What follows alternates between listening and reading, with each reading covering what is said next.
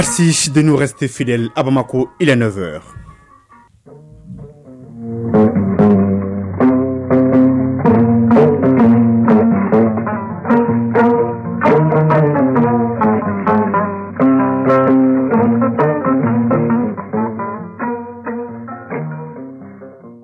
Le journal, Mohamed Diarra. Mesdames, Messieurs, bonjour et bienvenue. Les titres. Un officier supérieur et valeureux nommé gouverneur de la région de Kidal, le général Aladji Gamou, avant de prendre fonction, était hier à Koulouba pour prendre les orientations du chef de l'État. Vous l'entendrez dans ce journal. Coopération Mali-Burkina Faso, pas de nuages dans le ciel. Ouaga Bamako, les deux premiers ministres ont présidé hier un conseil de cabinet, une occasion pour faire le tour d'horizon dans divers domaines. À suivre la page des sports dans cette édition, l'actualité c'est bien la Coupe du Monde des...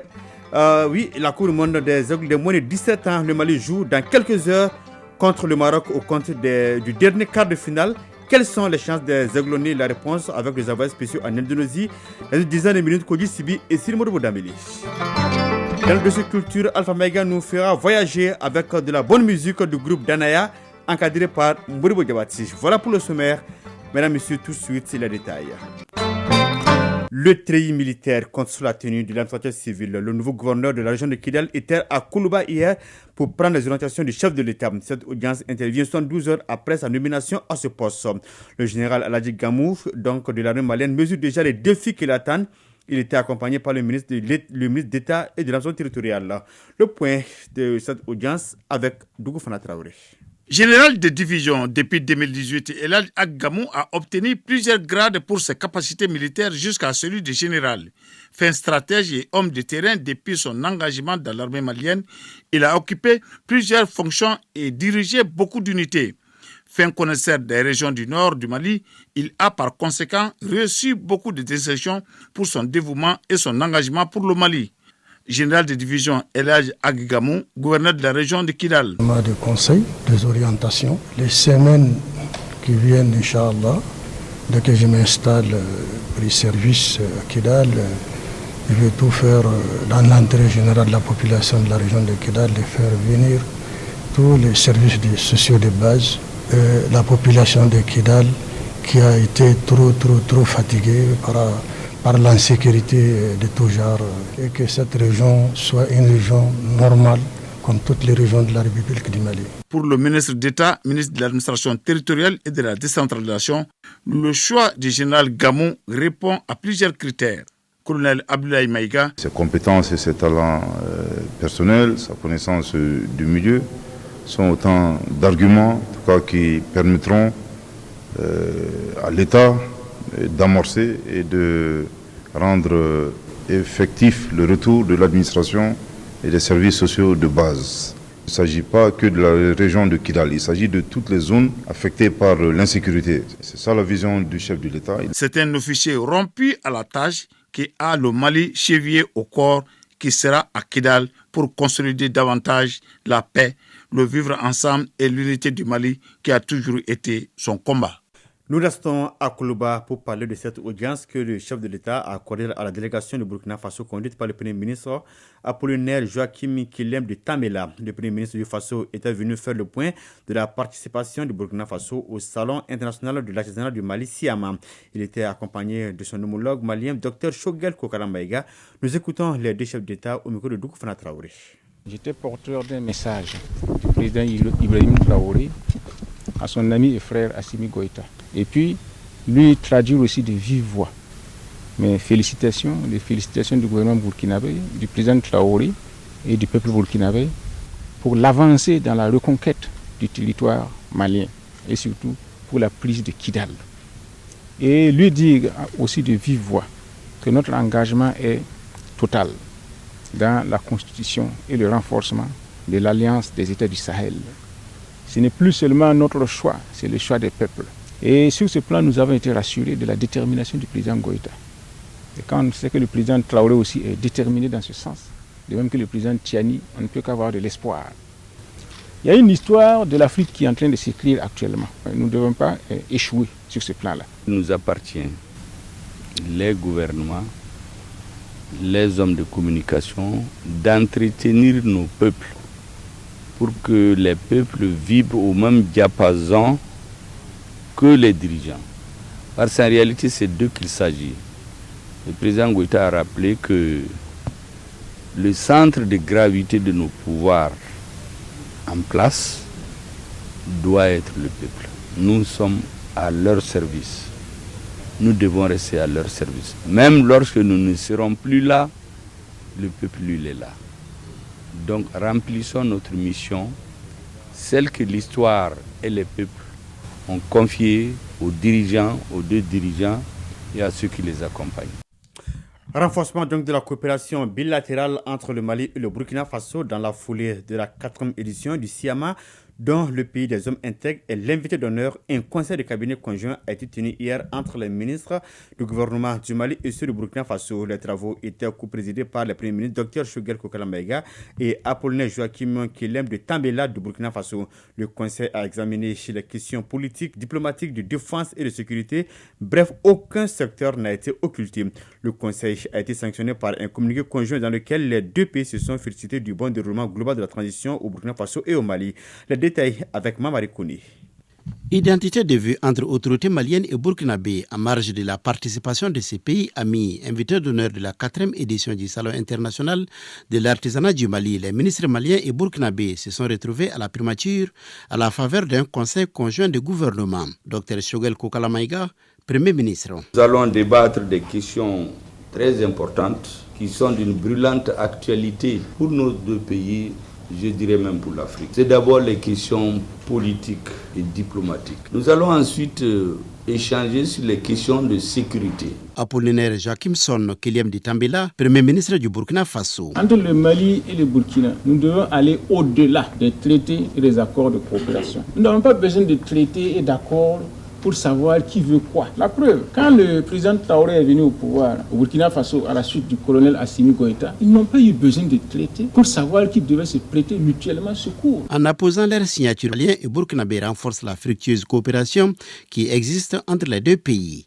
Abdoulaye Diop, ministre des Affaires étrangères et de la coopération internationale. Concernant les questions politiques et diplomatiques, le Conseil conjoint s'est félicité du déroulement global de la transition au Burkina Faso et en République du Mali et salué les concertations régulières entre les plus hautes autorités des deux pays sur les questions d'intérêt commun. Les deux parties se sont réjouies des conclusions des travaux de la 10e session de la Grande Commission mixte de coopération, notamment la proposition de conclusion d'un traité bilatéral stratégique qui permettra d'élever les relations entre les deux pays à un niveau stratégique. Les deux pays apprécient les résultats obtenus sur le front de la lutte contre le terrorisme. Au titre de la coopération en matière de défense et de sécurité, le Conseil conjoint a salué la bonne collaboration entre les forces de défense et de sécurité des deux pays. Le Conseil a salué les efforts consentis en matière de promotion d'une culture de solidarité, de prévention et de la gestion des risques, des crises humanitaires et des catastrophes. Au titre des questions de développement économique et social, le Mali et le Burkina Faso ambitionnent d'initier des projets communs. Abdoulaye Diop, ministre des Affaires étrangères et de la coopération internationale. Le Conseil conjoint a examiné des idées de grands projets intégrateurs communs entre le Burkina Faso et la République du Mali, notamment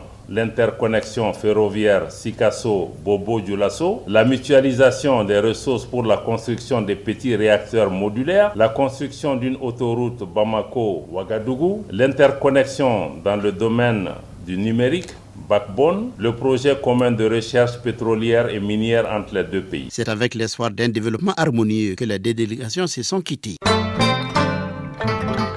L'école de maintien de la paix à Lyon-Blonambé vient d'organiser un atelier de formation à l'intention des femmes cadres des structures rattachées au ministère en charge de la réconciliation nationale, des équipes régionales d'appui à la réconciliation et des femmes leaders. Objectif, renforcer les capacités des participants sur l'agenda Femmes, Paix et Sécurité de la résolution 1325 et son plan d'action. Le point avec Sambaré Aïdara.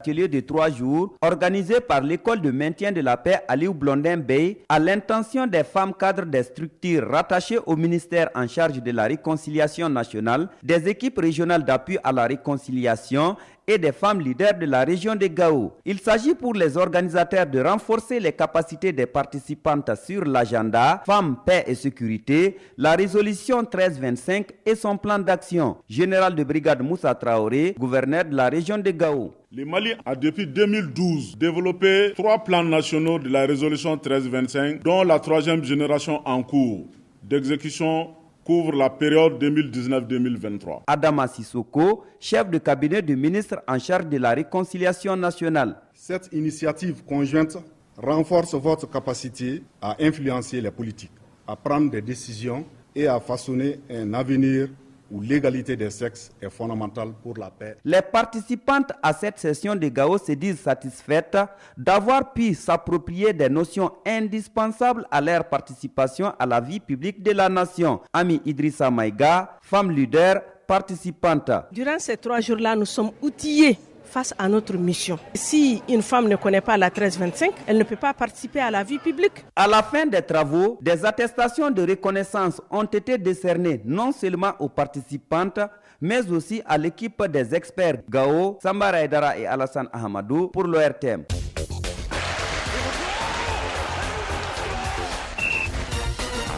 « 9h10, on parle sport, il est là, Famoudou Dioté, bonjour. Bonjour Mohamed Diarra. Coupe du monde des cadets, le Mali joue tout à l'heure à partir de 12h contre le Maroc au compte du dernier quart de finale. Oui, ce quart de finale entre le Mali et le Maroc aura certainement un parfum de revanche, particulièrement pour les cadets maliens. Les cadets du Mali avaient été éliminés 6-5 au tir au but par leur homologue du Maroc en demi-finale de la Coupe d'Afrique des Nations des moins de 17 ans en mai dernier.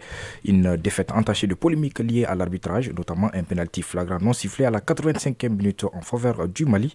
Mais je ne vous en dis pas plus. Suivons ce élément de nos envoyés spéciaux en Indonésie, Kodi Sibi et Sidi Mourou Dambélé.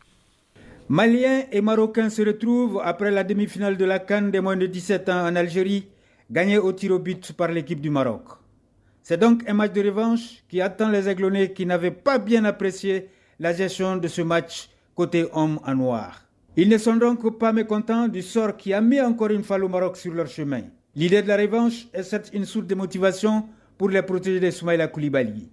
Mais cela ne leur donne pas la garantie que tout se déroulera comme sur des roulettes. Il faudra réunir les conditions pour relever le défi d'éliminer cette fois-ci l'adversaire du jour. La connaissance de l'adversaire devrait pouvoir aider tactiquement. Soumaïla Koulibaly, sélectionneur de l'équipe nationale des moins de 17 ans. Le groupe va bien et puis voilà, pas de blessés. Bon, l'essentiel qu'ils seront motivés demain pour sauter ces étapes-là. Bon, j'espère qu'aussi ils sont prêts pour ça aussi. C'est tout à fait différent parce que c'est une Coupe du Monde et puis voilà, tout le monde est favori ici. Bon, vraiment, on est dans une bonne dynamique et bon, je pense que voilà, si on joue comme on le fait toujours, bon, il n'y aura pas de problème. Du côté des joueurs, on se prépare à toute éventualité. Ibrahim Kamate, attaquant des Aiglonnais. L'état d'esprit au sein du groupe, déjà, nous sommes déjà solidaires entre nous. Nous parlons, nous communiquons. L'adversaire, déjà, on le connaît. C'est un adversaire qui joue en bloc.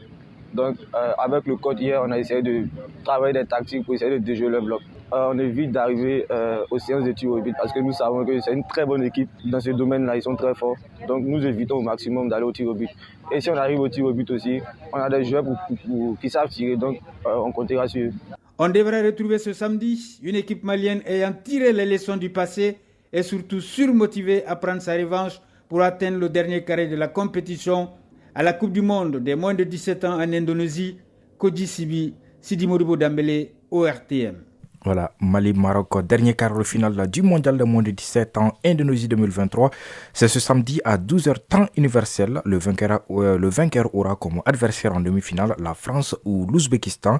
Ce match se joue actuellement après 44 minutes de jeu. Le score est de 0-0. Ce vendredi 24 novembre, l'Allemagne et l'Argentine ont validé leur billet pour le dernier carré de la compétition aux dépens de l'Espagne et du Brésil.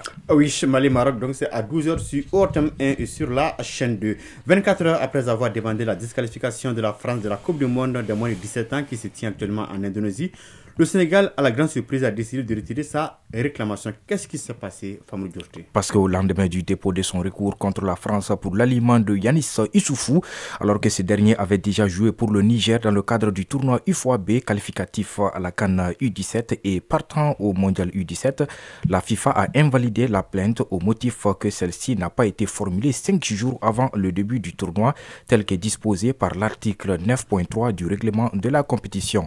Un article impertinent selon le Sénégal qui perçoit la décision de l'instance mondiale de ne pas sanctionner.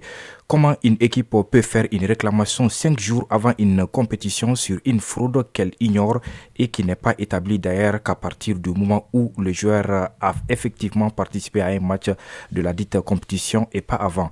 Le fait de retirer le joueur pour les matchs suivants, l'infraction au règlement ne change rien à la donne car la violation est déjà actée.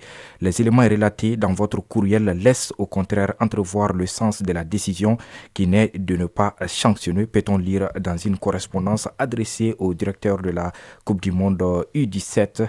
Alors la Fédération sénégalaise de football a fait machine arrière comme le Burkina Faso qui a dénoncé en premier les manquements de la Fédération française de football. Voilà qui est très clair. La 5e journée du championnat national de Ligue 1 donne son coup d'envoi cet après-midi. Le terrain ASB accueillera le match entre le Djoloba C et l'USFAS sur la pelouse du stade Malais de Bamako. L'association sportive de Korofina affrontera Afrique Football Elite AFE. Le Djoloba C se mesurera à l'Union sportive du cercle de Kita sur ses installations. ATS de Koro rencontrera l'Union sportive de Bougouba au complexe sportif Kadjali Diawara, fief de l'AS Real de Bamako. Au stade Amaridao de Ségou, l'AS Bakaridjan de Baraouli défiera l'AS Black Star de Badarabou. La 5e journée se poursuivra dimanche avec 2 rencontres. Binga FC jouera contre 11 créateurs de Nyarela sur le terrain de l'ASB et l'AS Police recevra le club olympique de Bamako à Soutipa. La dernière rencontre opposera le stade malien de Bamako à l'Union sportive de Bougouni le 30 novembre 2023. Nous restons dans la même discipline cette fois-ci sur le continent. La phase de groupe des compétitions africaines des clubs de la CAF a commencé.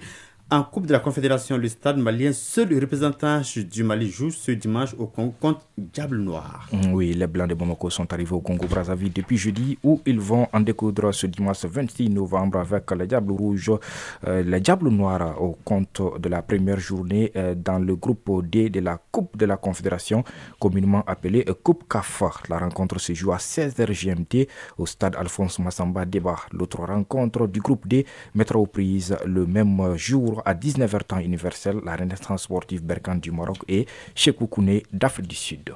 Merci bien, Famou Diorté, pour toutes ces informations sportives.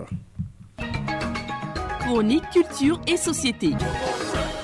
Et on parle de la musique avec le groupe Dandaya encadré par Moribo Diabaté qui porte un regard sur donc l'évolution des femmes. C'est une réalisation de Alpha Mega.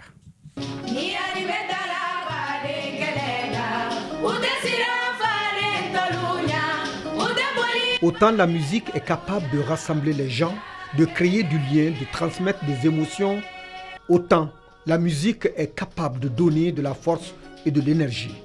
Abdoulaye Gombana, administrateur des arts et de la culture. Dans nos champs, dans le temps, c'est la musique qui galvanisait les cultivateurs pour pouvoir bien labourer et Sangale l'a même chanté. Samoro Louemi, Samoro Louemi. Et ça, c'est un morceau de galvanisation des cultivateurs. Depuis les temps immémoriaux, la musique trouve un usage beaucoup plus distractif et est utilisée pour entretenir le moral des soldats sur le front. C'est vraiment pointu aujourd'hui que des artistes se mettent ensemble pour parler de notre armée, pour galvaniser notre armée. Cette chanson se range dans les œuvres épiques dédiées aux forces armées maliennes et de sécurité. Elle permet d'immortaliser les exploits des forces armées maliennes avec une image positive pour elles, mais surtout permet de les galvaniser dans leur lutte pour la défense nationale et contre le terrorisme. Nous remercions nos femmes, nos braves militaires de nous avoir restauré la paix, la souveraineté et la cohésion nationale. Et ce n'est pas tout. Nous avons des correspondances des voix dedans et les choristes prennent des correspondances de voix. En musique, les correspondances sont uniquement faites pour harmoniser une chanson. L'harmonie pour galvaniser l'armée malienne. Ça veut dire quoi? C'est le mariage entre l'harmonie, c'est-à-dire la souplesse, l'art et la force, parce que l'armée c'est la force, et c'est le mariage entre ces deux-là. Cette chanson est un outil de célébration des hommes et des femmes qui se sont distingués par la défense de la patrie malienne. Et tout comme les exploits de Soundiata Keïta ont été rendus par les chansons de Bala Faseke Kouyaté. Cette œuvre couronne aujourd'hui leurs descendants. Abdoulaye Diombana, administrateur des arts et de la culture. Ils chantent pour que aujourd'hui les hommes de l'armée aient aussi leur nom dans l'histoire, pour que les enfants et les petits-enfants dans l'avenir comprennent ça et adhèrent à cela. Comme aujourd'hui nous avons adhéré à Soundiata, nous avons adhéré à Babemba et autres. Tout le Mali soutient l'armée d'une façon ou d'une autre. Nous par notre manière, vous par la communication, les artistes par la musique. Donc chacun, on est fiers de vous, l'armée malienne. Vecteur de mobilisation au combat de prestige, puis de divertissement, aujourd'hui, la musique, sa place a évolué avec les artistes maliens.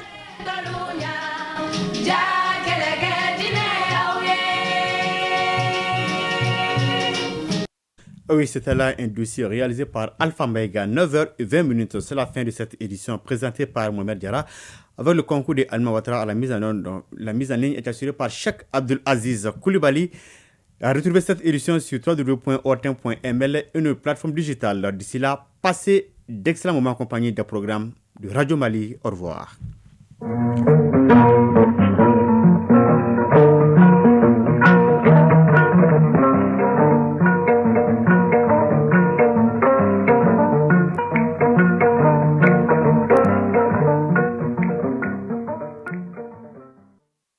Le temps sur les ondes. Le temps sur les ondes, la météo est avec vous.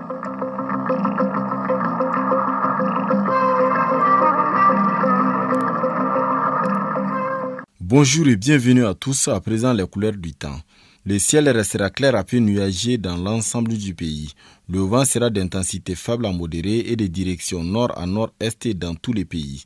La visibilité sera affectée par la poussière en suspension dans l'ensemble du pays. Côté température, la température la plus élevée sera observée à Bougouni avec 37 degrés. Pour ce qui concerne le district de Bamako et environ, les